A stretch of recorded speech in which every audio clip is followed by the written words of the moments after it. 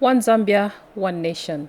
Welcome to Zanis News. I'm your presenter, Mwangala Kapandola. Let's take you through the headlines. Israeli nationals granted visa waiver.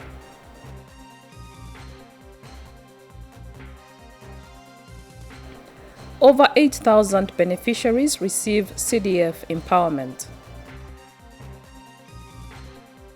Nutrition Commission calls for protection of working breastfeeding mothers. World Bank funds protection of Chimutengo forest in Sinda. Zanis News in detail.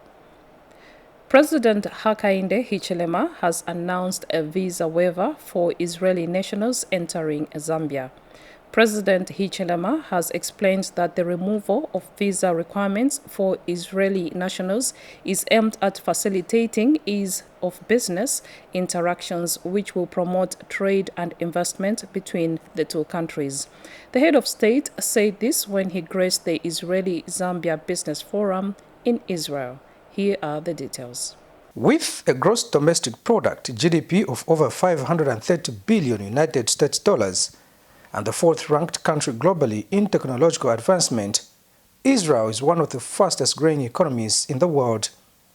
It is for this reason that Zambia continues to strengthen its relations with the nation of Israel for her own economic prosperity. On Wednesday, Zambian President Hakainde Hichilema saw it fit to attend the Israel-Zambia Business Forum, which provided a platform in fostering collaboration and growth opportunities, as well as business knowledge sharing.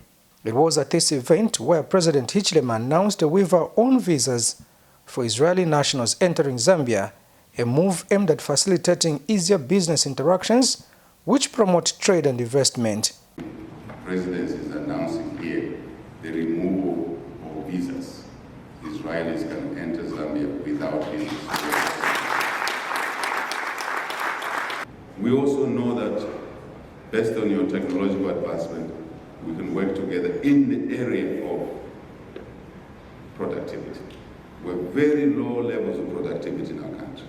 Just to give you context, 1 hectare in our country, maize grown on it, we produce by and large, especially small-scale farmers, less than 2 tons in that hectare. We know we can produce up to 10 or more. Therein lies the opportunity. Before we cut more trees to prepare more fields, we can produce more using the existing fields. And to do that productivity to go up, we need to depend not just on rain-fed water. We need irrigation. Who else can work with us in that area?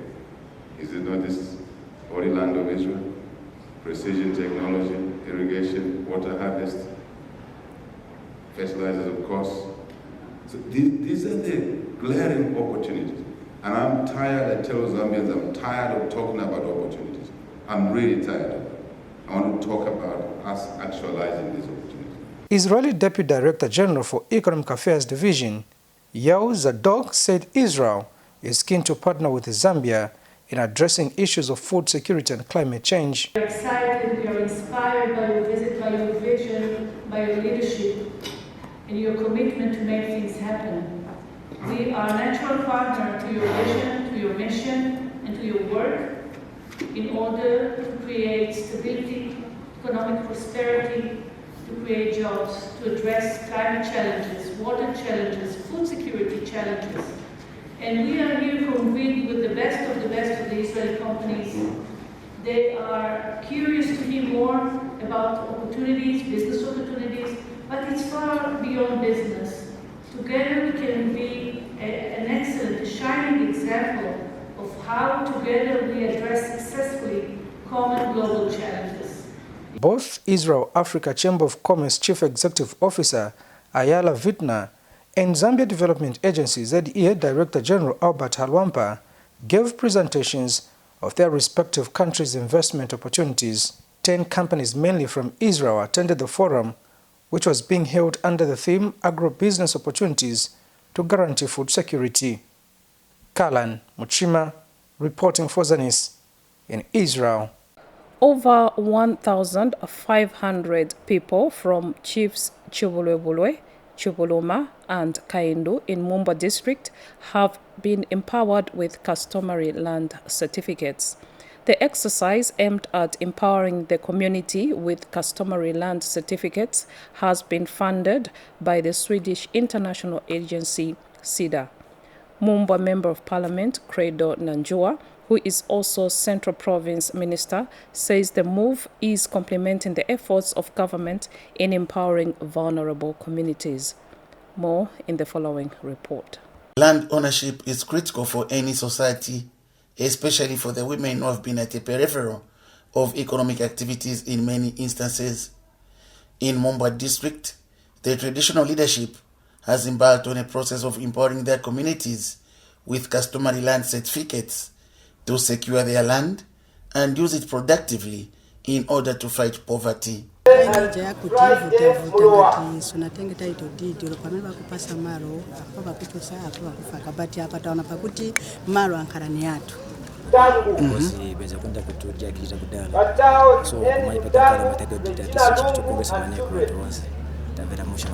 exercise is being funded by the Swedish International Development Agency SIDA and being managed by the We Effect and the Zambialand Alliance, while the Mumba District Women Association has been implementing on the ground. We would like to encourage the government to continue supporting this type of land certification program.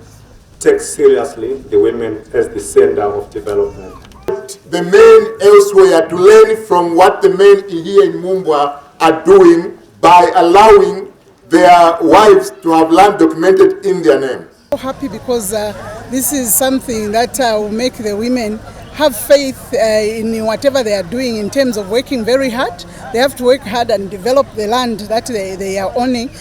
Mumba Member of Parliament Credo Nanjua, who is also Central Province Minister, graced the event. We do not expect the empowered women today to start selling these titles to others tomorrow. Senior Chief Kaputa, a representative of the House of Chiefs, is very passionate about land ownership. We've come up with gender guidelines which specifies the roles for our women to be fully participants in the economic development of this nation.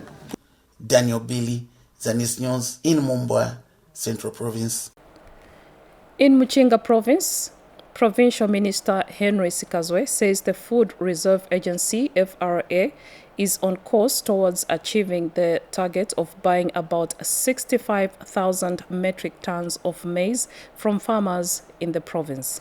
Mr. Sikazwe says the rate at which farmers are selling their maize to FRA in the province has been impressive from the many settlers' depots visited so far.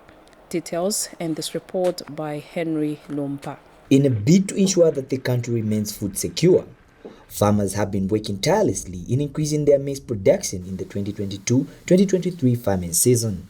In Nakonde district, various Food Reserve Agency FRA satellite depots have continued to receive bags of maize from farmers in the region. Mchinga Province Minister Henry Sikazwe, who took time to check on the operations of Chozi and Mwenzo depots, is impressed so far. So far so good.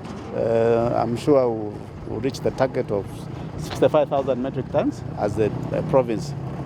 And I'm sure this is just the beginning. They will just continue asking our people to sell maize to FRA, because as FRA we are just keeping food for them.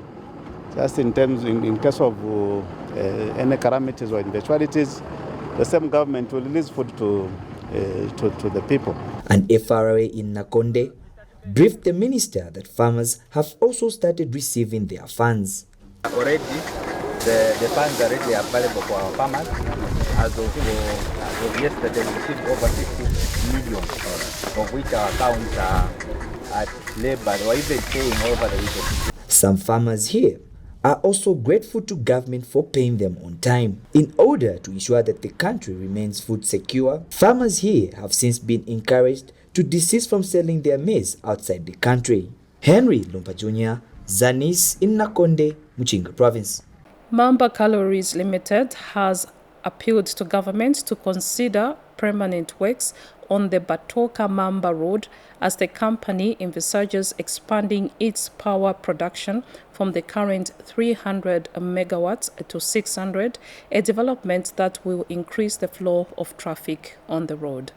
Mamba Colliery's head operations, David Vizakuma, says the current state of the road makes it difficult to transport coal out of the district and to bring various products to the power plant. Chimuna Nyalumpa now reports. This is the Batoka-Mamba Road, leading to the country's coal-rich district of Sinazongwe in Southern Province. This 880-kilometer road is in a deplorable state, making the transportation of coal and other products a great challenge. Mamba Collieries Limited, the highest coal producer, also housing the country's only coal-powered thermal plant, has appealed to government to consider a complete overhaul of the road, as temporary repairs are not helping the situation. The road is gone beyond a repairable condition. It needs to be reconstructed. And the trucks carrying coal from this place to various industries, very, very important for that the road is repaired and the trucks run properly. So my request to the government is that please have a look at this road and make sure that the relaying of road is done as early as possible. And we are also going for an expansion, adding another 300 megawatts to this current capacity.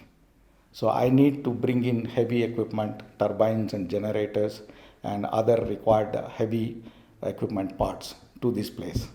I'm not sure we will be able to carry those things by road to this place at this condition. For truck drivers, time taken to move goods on this road is longer than expected. Distance which you are supposed to drive 45 minutes, you drive 2 hours plus. And moreover, us transporters and economy movers, drivers, we are using these roads almost every day. And it is challenging. It is also retrogressive to the government because the production of the minerals that's supposed to be produced by the same minerals we are calling, it is also going on a slow pace. Because it's just 88 kilometers from Batoka to Mamba. Taking a kapena ni 4 hours. Regular replacement of spares on vehicles is another daunting challenge for motorists using this road.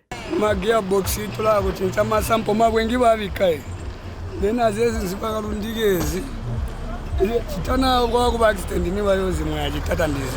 Currently, the Road Development Agency is patching up selected portions to make the road temporarily motorable.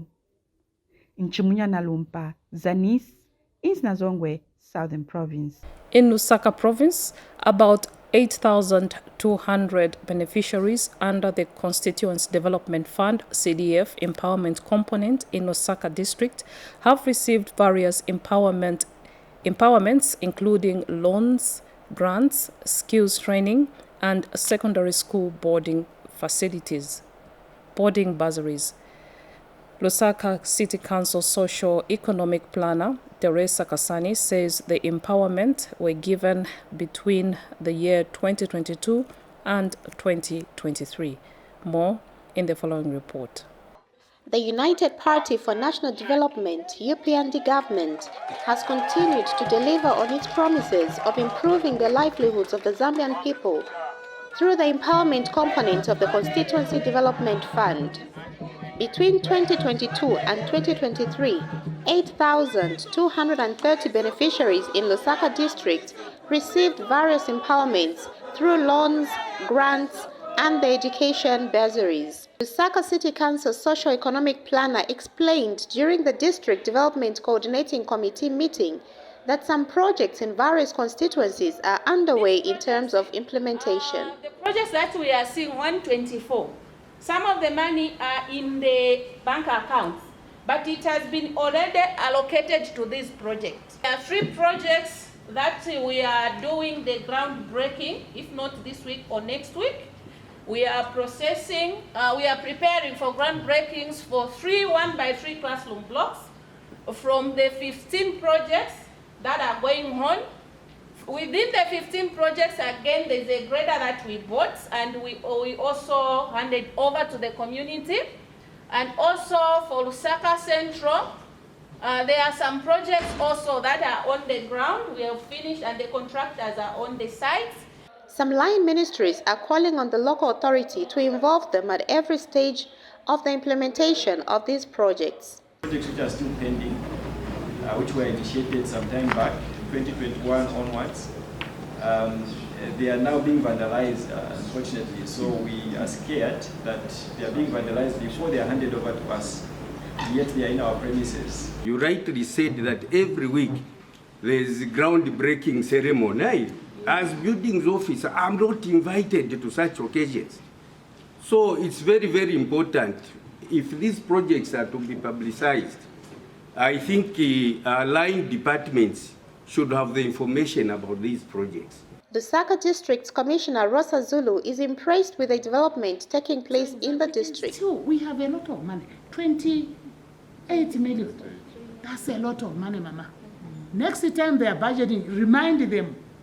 The maternity, school, desks, ambulance, a police vehicle. These a must.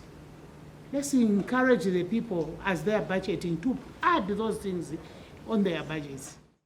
Michelle Omwemba reporting for Zanis in Lusaka. In Central Province, the Department of Community Development and Social Services in Shibuyunji District has launched the Food Security Pack recoveries for the 2019-2022.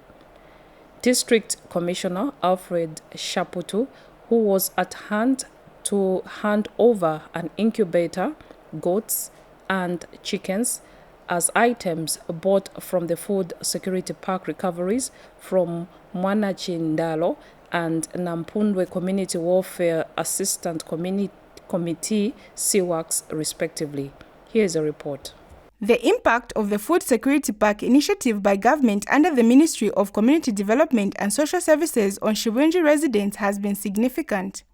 The program is yielding positive results in Shibuyunji district as beneficiaries are able to pay back as part of the conditions after receiving the inputs. Shibuyunji District Commissioner Alfred Shaputu handed over an incubator and livestock to beneficiaries as items bought from the 2019 to 2022 Food Security Pack recoveries. These projects are meant to alleviate poverty by implementing projects which will economically help the communities to be self-sustainable, thereby leading to food security and possibly end the intergenerational poverty in the district, as well as increased food at household level. And Shibuyunji District Community Development Officer Chisanga Kawele has commended the beneficiaries for remaining committed to pay back. To urge all the beneficiaries, you did a very good job. This thing has come into your ward. So please, even this time, make sure that you do what? You pay back. Meanwhile, the beneficiaries are happy with the program. 2021 tunatenga ndrama na 2700 pamene paja pamene tinasiriza kutenga ndrama iyo tinapunzira 21 days small business kusiriza kupunzira apo tayamba pa business tabulamo chite chimbuzi na nkuku ndiye izi nkuku zamene tichita bwanji titeka ku manyumba na mayega ayo ali apo ndiye mwana tichitira so mkaboksi umu tulina 15 kutoka mu January kufika so ntangu zino so lero so tulina 15,000 mkaboksi kati. Tina Kawamba reporting for Zanis in Shibuyunji District, Central Province.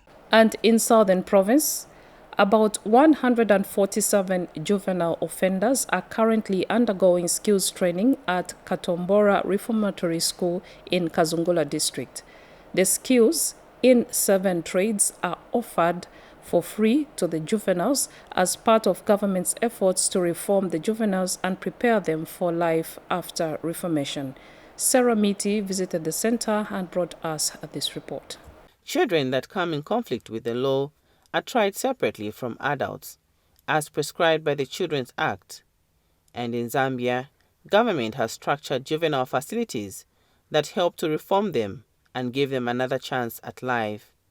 Katombora Reformation Center in Kazungula district is one facility that has equipped male juvenile offenders with various life skills since its inception. This is the place where we house the children that happen to be in conflict with the law. In Zambia Correction Service, we have only one reformatory school, which is this one. The other one, it is falls under social welfare, which is in Kambara, in Mazabuka. But as at now, we just have one, this one, which is in Katombora, where we just keep. In fact, there are male children only who are here. Currently, as I'm saying now, we have 147 juveniles. Apart from training them with skills, we have also other sections like chaplains. They also help in terms of counseling the juveniles with the word of God. The children have been trained with various skills, including carpentry, agriculture, tailoring, and electronics, among others. They are examined and certified under the Technical Education, Vocational and Entrepreneurship Training Authority, TEVETA, certificates that they will use when they are back in society. When the time comes for me to go home, then willing and open just to go and finish my grade 12. After finishing my grade 12, then I want to go to college. After college, I also want to do more workshops when I go back home. Here at Katombora, there are a lot of things which we do. There are a lot of workshops, and I've learned a lot of things. And it is a school which has made me to change myself. So far, power electrical, nalilembana my exams. Apa ndero de lafe ama result okutenga fuma. Ga ama result yafuma. I wrote my exams and I'm waiting for the results. If I do well, I can then be recommended and be released on probation. The skills I have acquired here will help me sustain myself when I leave the facility, so that I don't go back to my old habits. The facility is managed by the Zambia Correctional Service with support from the Ministry of Community Development and Social Services, and could do more with support from other non-governmental partners. Sarah Miti for Zanis in Kazungula. And now health news. The National Food and Nutrition Commission, NFNC, has called for the implementation of policies at workplaces that address challenges faced by breastfeeding working mothers when they return from maternity leave. NFNC Executive Director Muntanga Kapingele says every employer in the country must provide a nursing room for breastfeeding working mothers to take nursing breaks at their place of work. Miles Kavengo has the details in this report. According to the World Health Organization, breastfeeding is one of the most effective ways to ensure child health and growth of infants under 6 months. The National Food and Nutrition Commission has since taken a pause to observe the World Breastfeeding Week themed Enabling Breastfeeding, Making a Difference for Working Parents. A breastfeeding mother, especially the one who's working, has a lot of challenges because one, she has to go back to work and leave a small baby at home. And most of the times you may find that she has to find something else to feed the baby on.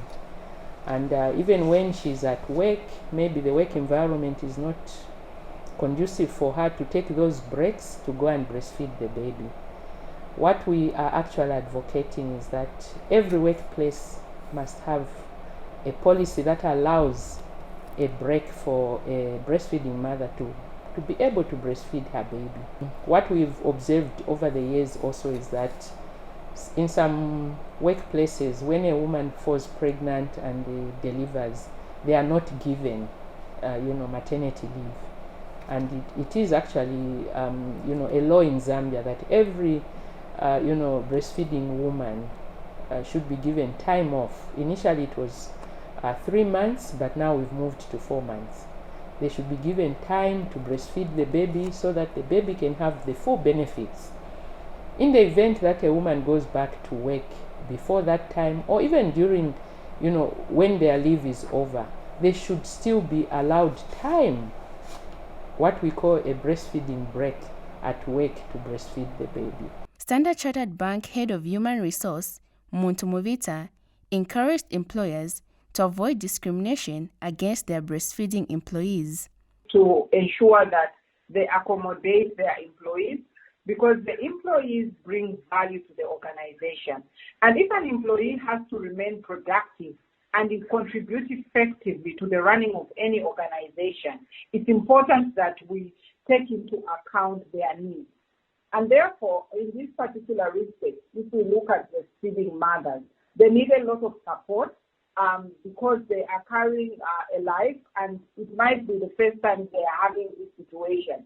And it's a change that needs to be supported. So it's important that they are accommodated, they are given, opportunities to be able to manage this transition until they settle down back on the job. So we encourage it from a work perspective, and we would encourage other employers to just ensure that they have their diversity and inclusion agendas in place, and there is no discrimination against mothers. Some breastfeeding mothers in the informal sector shared their sentiments. Jamii kumaziba ijamii tandizira mwana ngatadairia olongatana flu na very important eneja ziba kumunyosha chabe maningi matandizira kuraba bana balala pesikana na masharenze za apsana kuraba narwala ngawamonsha temperature nganaika bawamonsha kuraba temperature abwerako. Miles Kavingo for Zanis in Lusaka. Still in health news, Copperbelt Province Health Director Charles Mwinua has welcomed the substituting of the paper-based records to electronic health record system in clinics and hospitals to ensure efficiency in attending to patients for quality health delivery to be achieved. Dr. Mwinua notes that the Ministry of Health, working with the Institute for Health Measurements, has connected 30 health institutions to electronic health system. Details in this report. Most health institutions have been depending on the paper-based record system in attending to patients, and information for people seeking for medical services was being recorded manually. But the Ministry of Health, working with the Institute for Measurement, has introduced an electronic health record system on the Copperbelt and other provinces to ease the work of health personnel. In an electronic health record system, that is basically substituting paper in the facilities. So instead of the clinicians or the providers using paper and pen, they'll be using computers to enter the patient's record from registry to any service point that they go for service in the hospital. In Ndola, the health team visited Arthur Davison Children's Hospital and Peter Sengogo Clinic to check on how the system is providing efficient health services. An institution that is from paper to electronic health record is that it gives, to start with the patients, less waiting time, and also for the clinicians, it gives them accurate information about what had been done before the patient came through to the hospital and which doctor saw the patient. Everything is there. Copperbelt Province Health Director is delighted about the system. And so far we have migrated 36 of them to Smart Care Plus. And that's what means is that in these facilities we have online data. And with online data that cannot be easily delayed, we are sure that we can actually have data appropriately and on time to help us program, to help us manage our health services. So that's the excitement that we have in the province. And we are hopeful that before the end of August, we are actually migrating to 63. So it's an ongoing program to migrate most of the facilities from Smart Care to Smart Care Plus. Smart Care provider and trainer shares his experience about the electronic health system. For us medical personnel, when we receive a client, we receive a patient, if you get a folder, sometimes it was difficult to get the full information on the patient. because of the papers that were missing, some were losing their folders. But with this system, what is happening is that when they come, just on a click of a button, you have the full information of the client. The electronic health system, once deployed to all the health centers in the country, it will be a game changer in the provision of quality health services. Tovini Ngombe, Zanis, Indola. Zanis News continues. Gender Division Permanent Secretary Mainga Kavika says the completion of the fast-track court in Kasama will accelerate the justice process for victims of sexual gender-based violence in the province. Ms. Kavika was speaking when she visited the construction site of the court in Kasama yesterday. More in this report. Gender Division Permanent Secretary Mainga Kavika has continued engaging various stakeholders in Northern Province, including those involved in the fight against sexual and gender-based violence. The Permanent Secretary has visited Kasama High Court to check on the progress of the construction of the fast-track court. I'm very excited to see the progress of the fast-track court because this is going to really help reduce gender-based violence going around in this country.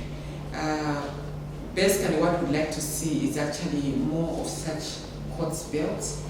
Hopefully in future we can actually consider putting a fast-track court in each district. Ms. Kavika further stressed the need to ensure GBV cases in the province are prioritized. Through your office, Judge, I'd like to just request that you ensure that your people here are giving gender-based violence cases a priority. So if a GBV case comes, ensure that everything drops. First, a GBV case gets attended to, and then the other cases can also be attended to. And Kasama High Court resident judge in charge, Matthew Zolo, also shared his sentiment. Sure that this building and the structure that is outside under construction is put to good use and for the purpose that it is intended for. So be assured that we shall achieve the goals and ensure that GBV matters get to be reduced significantly in the province. The fast-track court is meant to help accelerate cases of GBV with a special focus on minors. Ntazanga Mumba for Zanis in Kasama district. Still to come, World Bank funds protection of Chimitengo forest in Sinda. Stay with us. Life is a journey full of varied experiences. Can we reach our desired destiny? Can we achieve our desired goals? If yes, then how? Join Juliet Mutale on Thursday at 18:30 hours on How I Made It, a program that highlights various success stories from different personalities with different life experiences and backgrounds. Catch Zanis TV on Channel 6 DTT and Channel 458 DTH. Zanis TV, the People's Channel. For news and current affairs, entertainment, sports, children's programs, and a host of other events in and beyond our borders, Zanis TV has you covered. On Channel 6 and Channel 458 on Topstar.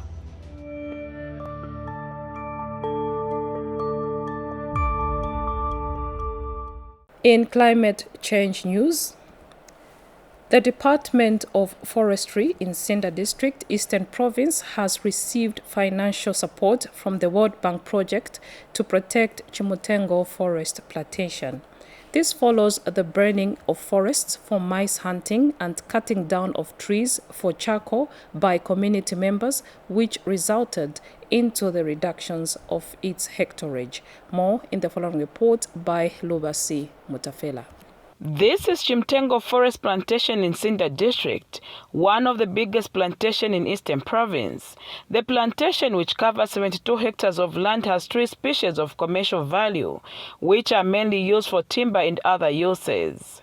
However, burning of forests by community members for mice hunting and indiscriminate cutting down of trees for charcoal burning is a challenge here. The communities that we have here, they actually burn the forest for them to just to catch mice, maybe to hunt some small animals. So they will actually burn the forest. Because once a forest is actually been, there's late fires that are actually attacking this forest. You find that those small trees that were supposed to grow, they will actually be burnt. But the Department of Forests has received support from the World Bank project, the Zambia Integrated Forest Landscape Project ZIFU, to preserve this plantation.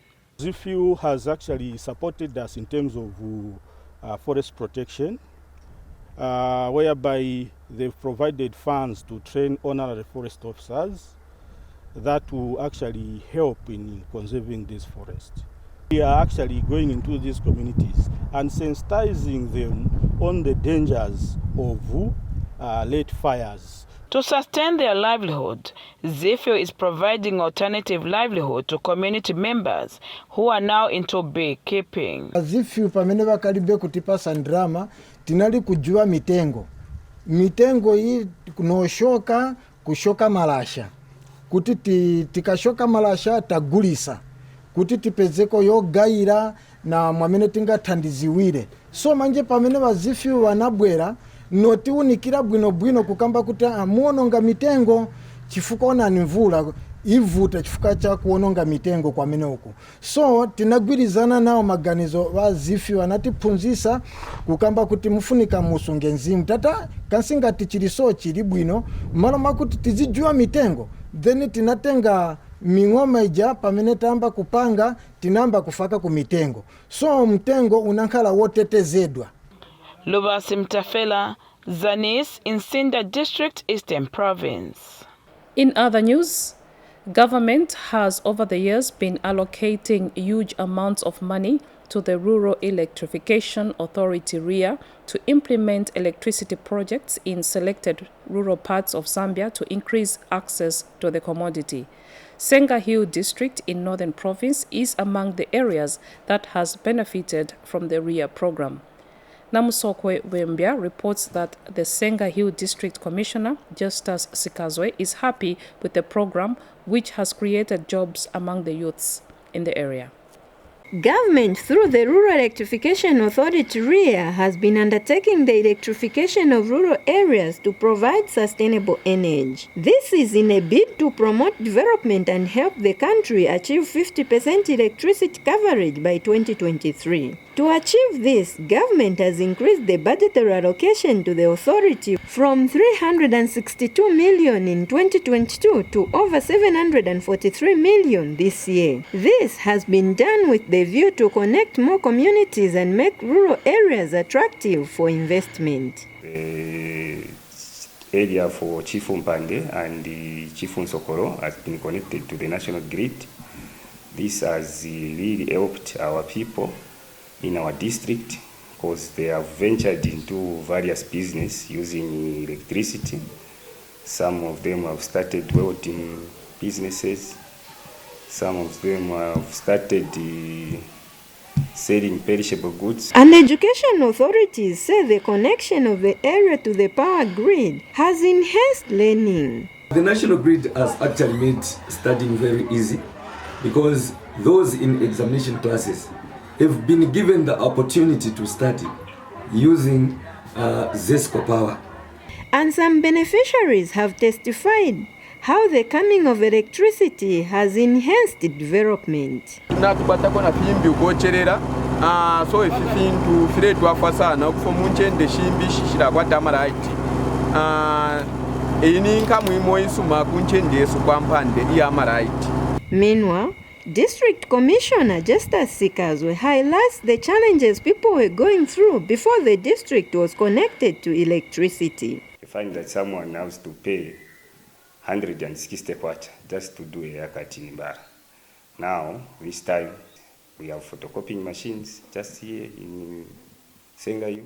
Indeed, the coming of power to Senga Hill District has reduced the cost of doing business and encouraged locals to venture into various businesses. Reporting for Zanis, Mary Wembia. In Pulungu District, Government has commended the Lake Tanganyika Development Project for supporting the implementation of the fish farming project on Lake Tanganyika in Mpulungu District.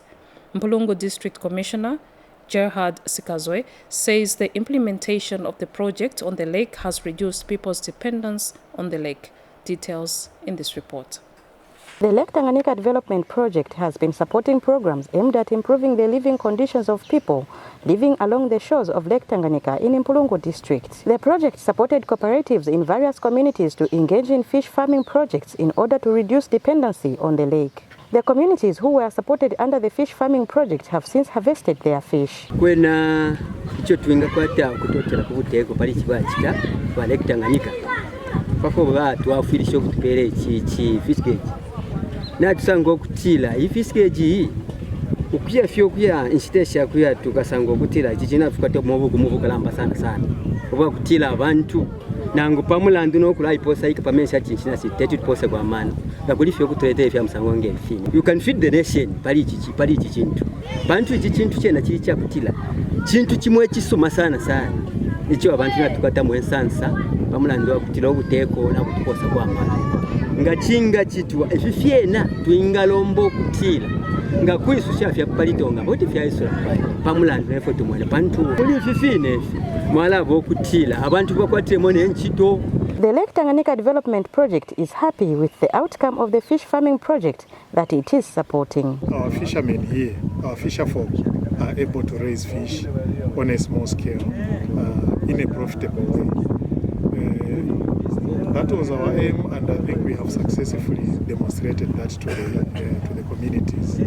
With the dwindling stocks in the Lake fish in Tanganyika, they will be able to overcome that. Probably they will also reduce pressure on the capture fisheries. The district administration in Mpulungu has also commended the project for supporting fish farming projects on the lake. In Mpulungu, we've witnessed a number of fish cages that we've demonstrated, and it's an encouragement that as people of Mpulungu, more especially fishermen, you need to quickly adapt and support what the government is doing so that we can alleviate poverty. Christine Mselu reporting for Zanis in Mpulungu. Chirundi District Commissioner Patrick Kasambila says government alone cannot manage to address all societal problems to competing needs and financial constraints. Mr. Kasambila says President Hakainde Hichilema is therefore calling for enhanced public-private partnerships, PPPs, in addressing some of the challenges in order to better the lives of Zambians regardless of their localities. He observed that faith-based organizations are critical in supplementing the efforts of the government in the provision of various services, especially those in the social sector. The district commissioner said this when the Muslim Social and Welfare Trust called on him at his office. Earlier, Muslim Social Welfare Trust chairperson Idris Gangat said his organization is ready to partner with the Chirundo District Administration in addressing the persistent water problems faced by most communities. And Muslim Social Welfare Trust coordinator Beita Mobasa said the organization has come up with a blanket distribution program that so far has benefited some first-level hospitals in Lusaka province and the elderly people. In welfare, the main line which we took is water. So far, we've sang approximately 1,000 boreholes in the country. We've reached 9 provinces out of. Beside water, we also have, like, when winter blankets, when the fasting month comes, we provide food to the Muslim community. And there's that 3 days in a year where we sacrifice any things by our own method, and that we also distribute meat. We work with the government of the day. We find our duty, Muslims who are here for many years. The environment that has been created where we practice our religion very freely, as well as do business without any difficulties. So it is duty that we pay back. And the religion also teaches us that the best person among you was beneficial to them. Supplement the efforts of the government by coming and assessing them and repairing them and maintaining them, rehabilitating them. sometimes it happens that there are several boreholes, or there's an area where the community cannot, rehabilitate that. As Muslim Social and Welfare Trust, we've been doing these activities in many districts. So this can be also one of the districts where we can identify, okay, we have got 10 boreholes, send our team, assess them, and we said, okay, let's repair them. So we'll be like, at the cost of maybe one borehole, we might be able to serve 10 communities by giving them 10 boreholes. That is another thing we can. And as the chair has alluded to, we have different projects over the whole course of the year. Sometimes food hampers, sometimes this and that. So obviously, I think after this, our collaboration and partnership and working together, I'm sure it is going to open a door for more to come into the district and to do more and more services into this community. For example, as government, sometimes there are some projects that we are implementing, which we cannot maybe at once, implement. Like for example, is livelihood program or project such as maybe food security pack, okay, village banking for our women and the youth that we give sometimes grants just for them to sustain themselves. That was engage you people so that you at least also give our people here in Chilondo. I know that as time goes by, you will definitely now engage you in full-time gear so that you are also one of our partners here in Chilondo. I know that these blankets will go along. It will help actually our community, our people. They are in need of blankets. There are those who are aged, who don't have anywhere to touch. And with this gesture, it will at least help them during this cold season. For this year, we budgeted to put modern ablution blocks at Yellow Jacket, at T Junction, as well as Mission. So this is going to at least improve, the sanitary conditions of our people. So we are also going to do a shelter that's going to be done under capital component of the Equalization Fund. So that's also supposed to be at just Yellow Jacket. So I just want to implore on our people, the residents, let's give them the business to our people wherever they've gone. It's not a good thing for them to continue on the streets. And the council has also designated a day where they will be given to trade at some point, but we're still finalizing the Monday market arrangement with the market committee.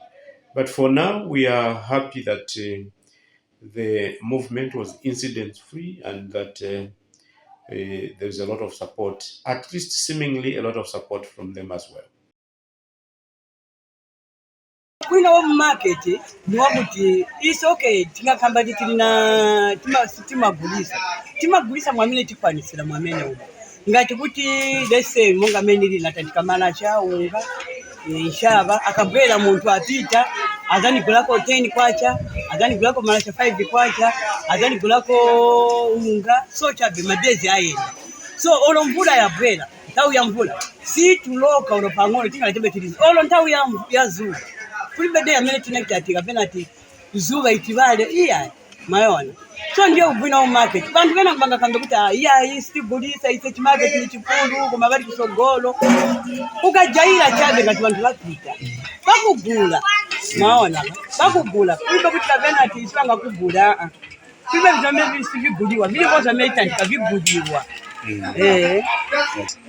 Mastandi alivo yambiri wena ngo alikuja alinkale chabe maje kidagwa kuti bakamba kuti yayi muri mastandi bakamba chabe mastandi aliko ali hobo bachamesi bafuna ngo kugulisa kumbuyo bati tikankala tonse mungu tizamba kugulisa mawo tili ndingakamye bati ababele chabe tigulisire pamozi mwamene muno bantu bazamba kungenda basa yope chili chose tizagulisa sitingagulisa tikapena ati 1000 a day iya isinga ikwanise but yakutichabe kuja tizamba kugulisa so chabe ngati 20 kwacha yamene yo wagulira bana vakuja batu amulodi bachitache mushe kapena kuti maswana kopita moto kaisiwa ko imilira balitantike mulodi saba muno mukati sibagulisa nogulisa so wakabwera bantu bakaziwa ati market ni bonse bazula muno na bantu bose bapolo kugula kuno kuno pamana munjira mamunogulisa iyo ndiye nkhani amene ngadimiseko chake tiwachita chebwino waboma kuwachosa mlodi kavena kuwadandaula tiwachosa chani mlodi tizadya bwanji mukankala muno mugulisa bwinobwino mkuti muntu amba kupasiwa na mulungu lero apasako uyu lero apasako uyu pasiri so basatire maneno wa mlodi echemusha. House of Chiefs Chairperson Chief Chisunka has apologized to the Minister of Green Economy and Environment, Collins Zovo, for the incident which happened when he visited the Muyombe mine in Chembe district in Lopla province.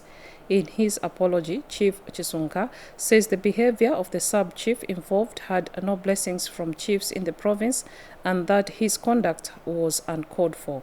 Chief Chisunka indicated to Zanis in a telephone interview that there was no need for the sub-chief to organize people and launch an attack on the Minister of Green Economy and Environment, who went to see the state of the mine in Muyombe. Chief Chisunka, who is also Luapula Chiefs Council chairperson, says traditional leaders are not supposed to involve themselves in lawlessness, no matter how aggrieved they can be, adding that there are procedures on how certain issues can be handled. On Sunday this week, the Green Economy and Environment Minister, Collins Nzobo, was attacked by Sub-Chief Kunda Mfumu's subjects after he had gone to check on the state of the Muyombe mine in Chembe district.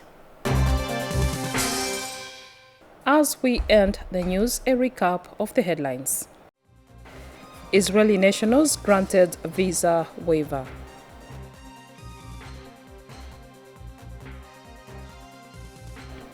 Over 8,000 beneficiaries receive CDF empowerment.